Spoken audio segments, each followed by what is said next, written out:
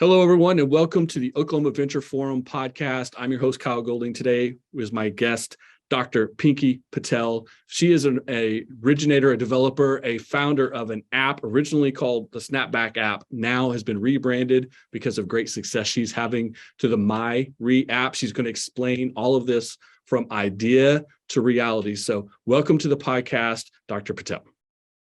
Thank you for having me. So tell us, how did you originally come up with the idea for what was originally called the SnapBack app? What was that process, and how did it go from an idea to something that had potential to be a real business? Yeah, so my background is in pharmacy. I have a doctorate in pharmacy. So I worked as a clinical pharmacist. And in addition to that, I was also a personal trainer specializing in pre and postnatal fitness. So this is pre-baby. I have two children now. She's now Karishma's 6, and my experience with her was one of the reasons, which was the propeller of this idea. And my experience was so eye-opening that I was compelled to create a solution for mothers after me. And so all of those three things collided: my experience in science and healthcare profession, in addition to having that experience in pre and postnatal fitness. I had Karishma in 2016. And I thought having a 60 hour unmedicated delivery was going to be my most challenging thing I would do in motherhood. And that wasn't, because I went, essentially in pregnancy, you have 9 months of access to healthcare professionals, resources, apps that tell you the size of the baby, which is really cute and fun. Hey, it's an eggplant, but it's not very relevant for life post baby. And so I felt like whenever you had the baby, you kind of just jumped off this cliff, and then everyone disappeared and you were left at the bottom alone with the baby and essentially a new yourself. And so I went home and, I had a doula. I did my research. I felt like I dotted my I's, crossed my T's, and even I myself was feeling very isolated. The process of breastfeeding, navigating hormones, and America, among a lot of other countries, we have the worst maternity leave. So I was also working full-time as a pharmacist, and recognizing that I was able to take a little bit longer, but we get 6 weeks of paid maternity leave, and you're not even sleeping a full night. Your baby's not even sleeping a full night. And then essentially you're left to navigate the workforce that you've left for a little while. So that experience was very eye-opening, and I validated that beyond myself. So I created a consultancy in 2018 and really identified my product market fit. So I made $50,000 on the side in a consulting in revenue, working with women that were trying to have a baby. They were either pregnant or they were postpartum. And I recognized that this problem was beyond myself. And so in 2019, I said, okay, I'm going to do this. And I got pregnant again, which was not part of the plan. So 2018, I had this full roadmap. I've definitely done my research. I've identified what I want to solve, and I got pregnant. So I rented a co-working space and more for 10 hours at 10 weeks of pregnancy. So I'm holding my stomach in for dear life. In this entire video, I wanted to create rehab and recovery resources for women. And I'm extremely tired at this point, but I was like, I'm going to get this done. And so I wanted a solution for women. So this specific solution deals with pelvic floor and recovery. Essentially, what I learned is that in other countries like France, there's a book, it's called French Women Don't Pee on Themselves. And I was like, why don't they pee on themselves? Because I've been told that when you have a baby, you're going to have these byproducts that are going to impact your quality of life. Like, I'm going to have incontinence, diastasis recti, which is the abdominal separation that happens to women after having a baby, and pain with intercourse, among other things. And they get 10 government mandated physical therapy sessions. And in America, we get cleared, a vague clearance at 6 weeks to 8 weeks of postpartum to resume all activity that we were doing before without assessing our pelvic floor. A pelvic floor is a muscle. You can't see it. It holds your uterus, your organs, all of the important things, right? Your baby's been sitting on it for 9 months, and we essentially don't see it, so we forget about it. So I wanted to develop an algorithmic rehab and recovery experience for women, because pregnancy is not one size fits all. So why is postpartum? To mitigate all these things that women complain about the rest of their lives. Sure. So that is where it started. And I ended up building this while I was working full-time and pregnant. And I launched it to be available in 166 countries 3 weeks prior to delivering my son, which was the one I was pregnant with. So you identified a problem. Obviously, the market is half of the population of of the planet being female, slightly over that, right? 51% of the population now is female. And there wasn't good options there. So you were providing a need, solving a problem, all the good hallmarks of a potentially successful business. Exactly. And they always say, like, don't start a business for the money, right? So it was something that I kept finding myself saying, I was working full time, by the way, up until last year. So this exact room, I had one plastic table here. We had just moved into this house. I had no furniture. Arjun was 4 months old. I had one plastic table for my full-time job and one plastic table on this side from Walmart for SnapBack at the time. And every time I'd get off my full-time job, I'd look at that and be like, this is where I'm needed, because women were continuously using the application and finding value and clinical outcomes, long-term outcomes. And that's when I decided one table had to go and the other one had to stay. As a pharmacist, you're not necessarily a programmer. You're not creating apps or websites or even creating video packages. So how did you go from the idea to that tactical production from the technology side, from a person who is not trained in that technology?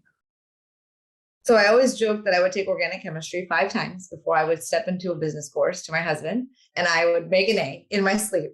So this is something that I always kind of laugh about, because I always say everything is figure outable. My parents came to America with $7. I'm a first generation immigrant. They didn't have a lick of education, knowledge of English or network. And so I feel like their entrepreneurial journey somehow circled back to me. And so I would say anything is figure outable, and we have YouTube, Google, social media, and resources. So I just started reading and talking to people and then learning what worked for them and what didn't. And it was a lot more challenging than I had expected, but finding the right technology partner, which is what I had to end up doing, was key. Yeah, partnerships are key, right? Especially in areas that we don't necessarily have expertise in. I think some entrepreneurs are slow to realize that unlocks your potential.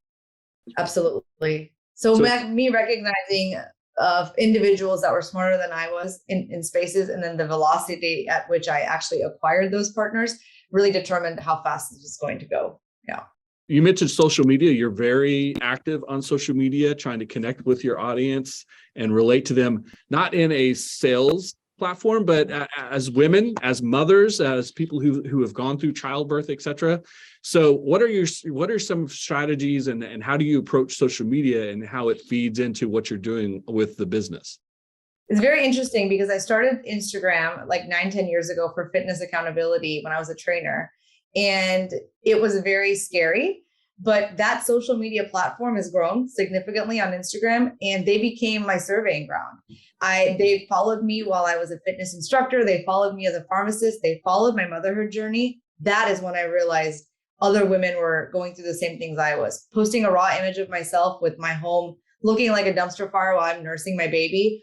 Everybody else was like, oh my God, that's me. And authentically talking about my experience really taught me that, this is beyond myself. And the other piece was that when you provide value to other women and they understand your pain points, but also you're giving something where they're like, oh, I didn't know this, that you end up learning sales. You end up learning, marketing. If you don't, I didn't really go into that with that mindset, but it's one of those things where you can't, social media can't really be taught. I think it taught me a lot in return. Yeah. So a lot of social listening as well, right? Paying attention to what your audience was finding value in and giving them more of that. Yeah. And I always tell myself that, if you provide impact, success will come, or value, success will come. And I've always had that kind of in a sticky note next to my desk. And that applies to social media, that applies to business. So yeah, it's taught me a lot. So we said in the introduction that you launched it as the SnapBack app, but then you've gone through a rebrand. Now it's Myri, My Recovery, and a lot of behind the scenes business is happening. A lot of things are happening in the last even few months. So catch us up to where you are today and where your process is in developing not just an app or a business, but a brand. Absolutely. So the rebrand happened over the course of this last 6 months as I was navigating the initial stages of fundraising. And so we are currently fundraising. We were named the most promising venture in May, which was so exciting. And that's around the time that we had secured kind of our first capital. Our first investor actually came from Oklahoma, our VC investor. So that was very exciting. You asked me about technology and how I navigated learning that. Fundraising itself is also a whole entire element of learning. So I took a little bit of time to understand the vocabulary, what things meant. The rebrand, that happened because we were adapted. We're available in 166 countries, but there are over 41 countries were actually paying for us without any organic or any marketing spend or go-to-market strategy, which signaled a few things. Obviously, women are still experiencing this pain point beyond the US. And also the SnapBack was kind of harder to say in different languages. Myri is something that comes from South Asian dialect. Myri means mother. So that was close to me, but also my recovery, my postpartum, my body. And it resonates with our full mission. Right now it's a postpartum recovery app. Our product roadmap extends beyond what currently exists. And so that name encompasses what we hope to be globally. So from the day that you decided that this idea had merit and you started doing your research to today, how long has this journey been, and what's been something that you thought would be hard that was easy, and something you thought would be easy that was very hard? So the journey, I would have to say, is in 2018 when I had to really shift my mindset. Somebody that's a perfectionist and that's very type A, that took a little bit of work and investment. So 2018 was when it was a research year for myself. Like, is this something that I'm willing to take on? And the way I like to do things is, I think there's a solid period where you have to study. I've studied through school. I'm really good at studying. So I studied other businesses. I studied other founders. I've studied how they built teams, what I wanted to bring to the world. And that's all I really knew how to do well. And I feel like if you do that really well, you could pretty much learn anything, right? So I would say that at the end of 2018, when I came up from air from my postpartum experience, was when I started. And what the second part of that question, what I thought was going to be hard that ends up being easy, that first piece, it would probably have to be, not necessarily sales, if you will. Like, I feel like, yes, marketing, and we have a full team and individuals that are dedicated to that. But it's like when I told you about social media teaching me things that I didn't realize that I was going to learn, it's that sales piece where it's like continuing, like, it was easy for me to talk about this because I was so passionate about it and I was so knowledgeable about it because I had studied it for so long and I was providing value. So that was easier than I thought what it was going to be. What is hard that I thought was going to be easy was right now, like, yes, things are going really well. We're continuing to raise capital and, but that first round is really difficult. And, getting the merit from other investors or explaining this to a population perhaps that doesn't quite understand that this is a problem. Maybe it's someone that's not been a father before. There's a lot of male investors that I talk to more than there are female investors. So that is more challenging. Some people just don't understand, why is this a problem? I say the word postpartum and they're like, oh, postpartum, that's just 6 weeks. That's postpartum depression, right? And I'm like, postpartum is a period of your life that is your entire life after having a baby. So that has been more difficult than I thought it was going to be. Television, movies, etc. They make entrepreneurism, being an entrepreneur, like very glamorous and very easy. Someone has an idea, they call up some friends, they raise some money, and the next thing you know, they're all millionaires. But it's a long, arduous process. There's a lot more no's than yeses. So how did you keep yourself motivated and focused on this idea that you knew was going to be successful? There has been a lot more rejection that people don't see than there has been positive PR, right? And the social media, they always see the highlight reel, right? The LinkedIn's, the Twitters, the rocket ships, let's go. And the overnight success that everyone talks about, it's absolutely not that. I've had to build this while I was building babies and had babies in my armpits in a pandemic when nobody else could touch my baby. So that in itself was very challenging. My mental health was impacted because I felt the stress of not only keeping my family healthy and safe, maintaining my integrity with something that I was building. It's not a quick buck. I've been very selective in who we work with as well, because I think it's really important to build the foundation well before we build fast. But I always remind myself my why. And I think about the moments that I've hit rock bottom as a mother. And I always say that you can't have a thriving society without a thriving mother. We are leaving mothers neglected during the most vulnerable time periods of their lives. Whether we don't talk about it enough. We're just now talking about mental health and all of these things openly. But I remind myself of why I decided to leave a 6-figure stable job. And I went through a lot of anxiety when I went through that. I had to leave it during COVID. I had to make a really tough decision. And that's my why, is remembering that, women are the CEOs of their households. And so, whenever we're sitting here and I can do a sign-up genius for my daughter's fall party 2 weeks from now. That's literally happening. Navigate a fundraise, scale higher, and all these things. Like, that's because I'm a really good CEO of my household. And so we are not able to create thriving families if we're not able to multitask. And you can't multitask and be the thriving mother that you want to be if you're in a fog. And sometimes that fog doesn't lift. And so a lot of the times, many of us mothers, we just don't say anything because we're like, oh, this is just part of motherhood. And it's just this understood, society, if you will, but it's not. And so I remember my why. And I think that, having a beta product have revenue without marketing and ad spend, and mothers finding value in it and them telling me, hey, Pinky, this made my life better. Or a second time mother coming to tell me, I didn't have this experience the first time. And this time I'm able to squat, run, jog. I feel great. I'm able to put my baby in the car seat and pick her up myself. I've had a C-section. I don't need help from my partner. They feel empowered. And so if we empower the pillars of our society, then our world is going to thrive. Thank you, Dr. Patel, for having this conversation today on the podcast. The entrepreneurial journey, finding a problem to solve, having passion for it, going through the process, everything that really goes into building, again, not just a successful app or business, but a brand and something that can be successful in the future. We wish you the best of luck. We end every podcast by asking our guests what their advice specifically is for Oklahoma entrepreneurs. What is it about being in Oklahoma and doing business here that you think is something people really want to know about?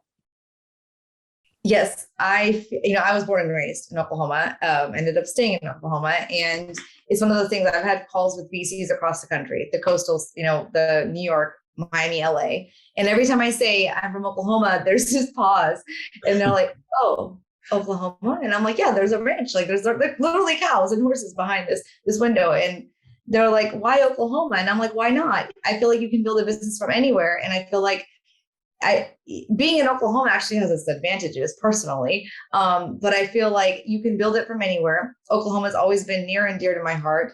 And our first investors came from Oklahoma. And so I feel like, just because you're geographically in Oklahoma doesn't mean that devalues my experience as a mother. If anything, being here, I'm not doing the tech happy hours every evening. I'm with my children watching Paw Patrol probably and cooking dinner, but I'm getting back to work later in the evening. So I feel like there is no disadvantage. If anything, we have an advantage from being from Oklahoma. And there's a lot of talent in Oklahoma that goes unseen. And I think that's changing now because we have so many amazing investors and opportunities like OVF. So I'm grateful to be from here and represent Oklahoma. I agree completely. That's also why OVF exists, to try to just do anything we can to connect Oklahoma entrepreneurs, service providers, funders, anything, government, whatever we need to do to make new businesses and entrepreneurialism successful. And the formerly SnapBack App, now the Myri, what the brand that you've created is definitely an Oklahoma success story. So thank you so much for spending some time and having the conversation with us today on the podcast. Thank you for having me.